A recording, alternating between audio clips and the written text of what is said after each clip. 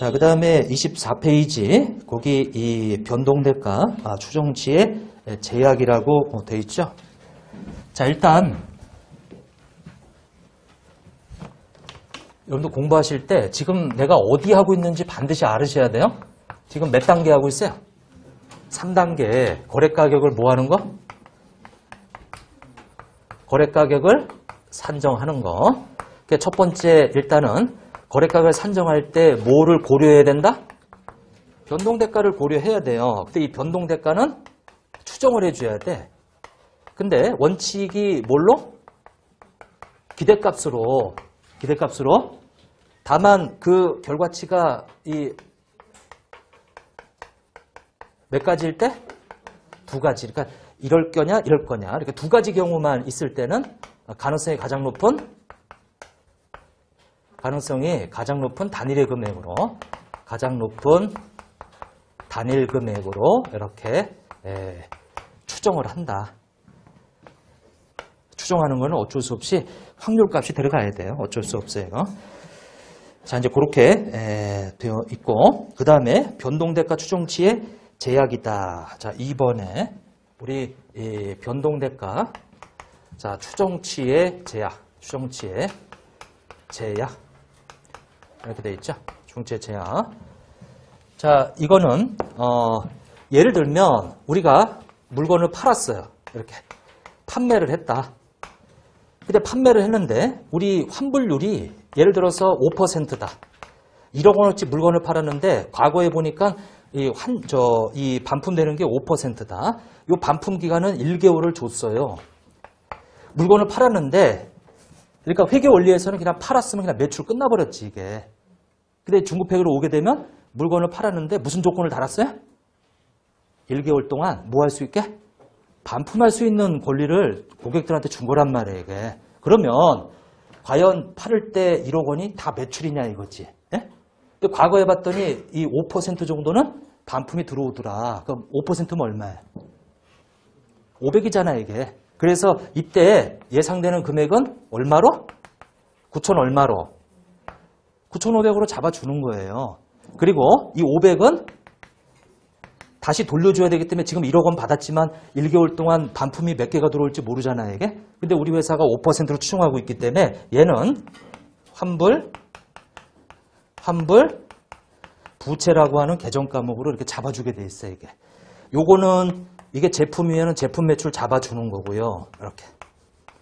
제품 매출 잡아주는 거고, 요 5%는 환불 부채로 잡아주게 돼 있어요, 이게. 자, 수익이 뭐라 그랬어요?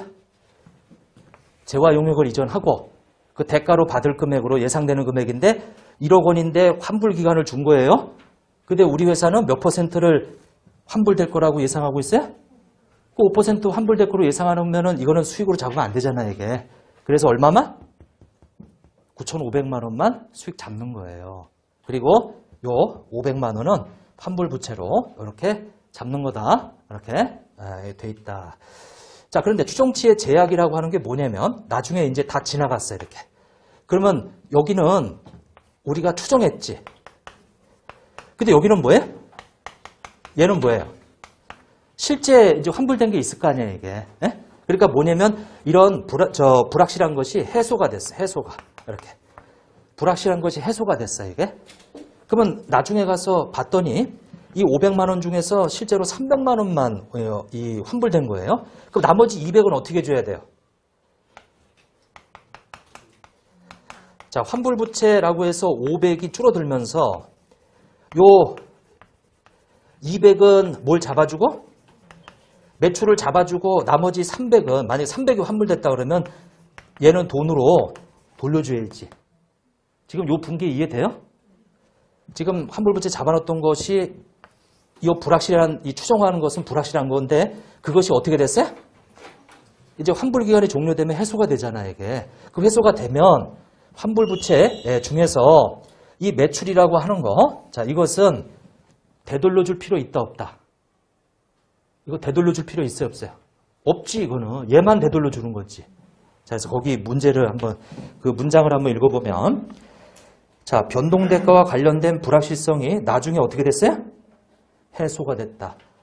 자, 요 말 뜻이 추정하던 것이 어떻게 됐다? 실제가 되면, 실제가 되면, 자, 불확실성이 나중에 해소가 됐다는 얘기는 이 추정하던 것이 나중에 이제 실제가 됐을 때 이미 인식한 누적 수익 금액 중에서 유기적인 부분을 되돌리지 않을 가능성이 매우 높은 정도까지만 우리 거래 가격에 포함시키래요. 그러니까 이 말뜻이 어렵잖아, 이게. 거기 되돌리지 않을 가능성. 예, 봐보세요. 자, 500만 원 이렇게 환불부채로 잡아줬는데 이 중에서 얼마는 되돌려주지 않아도 돼요. 얘는 거래 가격에 포함시켜야지. 그리고 얘는 뭐예요? 되돌려줘야 되잖아, 이게. 되돌려주는 것은 거래 가격에 포함한다, 안 한다? 포함하지 않지. 포함하지 않죠? 그래서 얘는 돌려주면 되고 얘는 수익으로 잡아줘야 돼.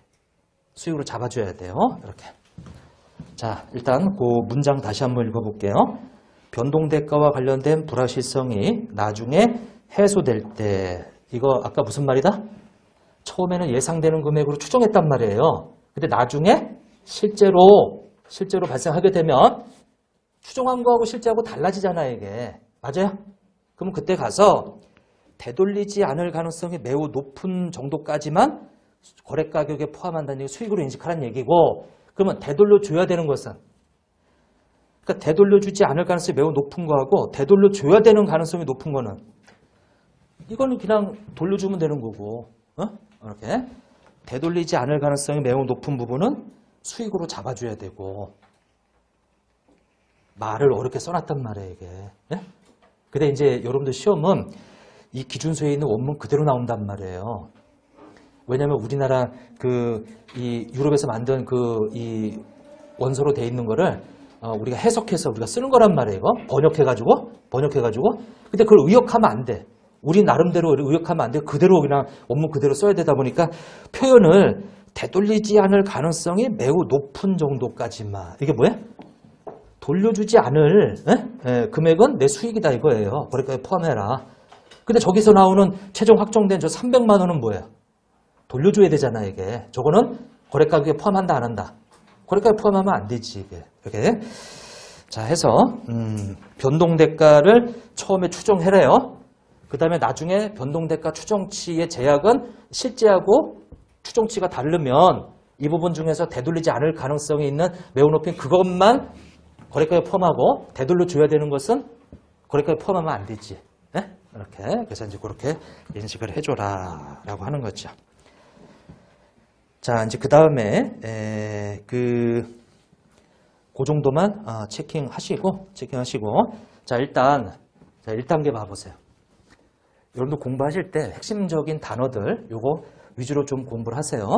그리고 촬영을 하는데 그 서브노트는 올려드릴 거예요. 거기 상에도 있고 하에도 있어요. 서브노트가. 혹시 필요하시면 그거 활용하시고, 제일 좋은 건 여러분들이 정리하시는 게 제일 좋은데 서브노트 있으니까 그거 활용하시고, 지금 의무 권리 지급 조건 사무처 실질이 있어야 되고 회수 가능성이 높아야 된다. 2단계 이 수행 의무로 식별해야 되는데 구별되냐? 아니면 구별되지 않는데 그거 1년에 어떤 이전하는 방식이 같고 실질이 같다면 그 하나를 구별되는 하나의 수행으로 보겠다라고 하는 것들. 근데 그런 1년에 이 제공되는 이전하는 방식이 같은 이런 것은 주로 이 결합 산출물, 그 다음에 고객 맞춤화, 아니면 상호 의존도 관련성이 높은 것들이 이렇게 묶어서 이전된다 이거예요. 그럼 이제 세 번째, 그 계약의 거래 가격을 산정해야 되는데 그 거래가를 산정할 때는 뭘 반영해 줘야 돼요? 변동대가. 근데 이거는 예상하는 금액이니까 처음에는 뭐 해야 돼요? 추정해야 돼요. 근데 그게 만약에 해소가 되면 어떻게 돼요? 해소가 되면 그 중에서 되돌리지 않을 가능성이 매우 높은 금액까지만 거래 가격에 포함시키고, 되돌려줘야 되는 금액이 있다면 그건 어떻게 해야 돼요? 그건 거래 가격에 포함시키면 안 되지. 이렇게 돼 있다. 자, 해서 거기까지 보고요. 자, 조금 쉬었다가 26페이지 한번 내용 한번 봐보시죠. 자, 좀 쉬었다 하겠습니다.